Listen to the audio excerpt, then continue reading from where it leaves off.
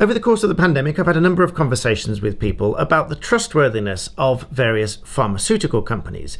In particular, Pfizer, for obvious reasons, because of the COVID vaccine. And many of those people are doubtless very surprised at the legal history of this company and many other companies like it. And so I'm going to read for you various bits of a press release from the United States Department of Justice in 2009, when Pfizer set a record of sorts. The record that Pfizer set in 2009 was the largest healthcare fraud settlement in the history of the Department of Justice. Although even this, I understand now, has been superseded, but that will be the subject for another video. This healthcare fraud settlement was the highest in history for the Department of Justice in resolving both criminal and civil liability arising out of illegal promotion of certain pharmaceutical products. The company agreed to plead guilty to a felony violation of the Food, Drug and Cosmetic Act for misbranding Bextra with the intent to defraud or mislead. This was an anti-inflammatory drug which Pfizer pulled from the market in 2005. Under the provisions of the relevant act, a company must specify the intended uses of any new drug in its application to the FDA for approval.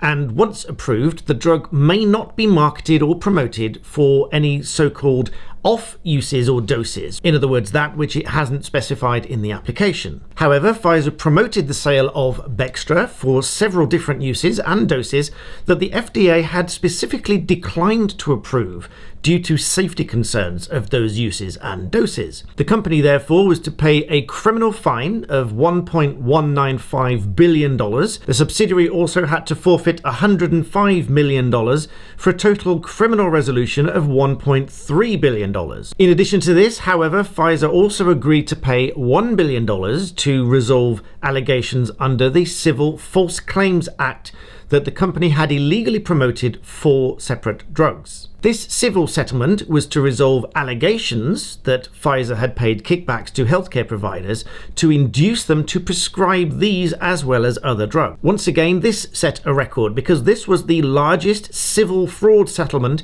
in history against a pharmaceutical company. The Department of Justice press release also says that illegal conduct by fraud by pharmaceutical companies puts the public health at risk, corrupts medical decisions by healthcare professionals, and cost the government billions of dollars. And further, that the size and seriousness of this resolution, including the huge criminal fine of $1.3 billion, reflects the seriousness and scope of Pfizer's crimes. Going on to say that Pfizer violated the law over an extensive time period, and that this settlement demonstrates ongoing efforts to pursue violations of the False Claims Act to recover taxpayer dollars for the Medicare and Medicaid programs. Now, all of this is so relevant because not only does the marketing have to be correct for what these products and drugs have been approved for, but there should also not be kickbacks that would compromise the integrity of healthcare professionals when recommending and prescribing certain drugs, because that obviously runs counter to public health and public good. And if one is to have trust in these companies and any organization that promotes any kind of drug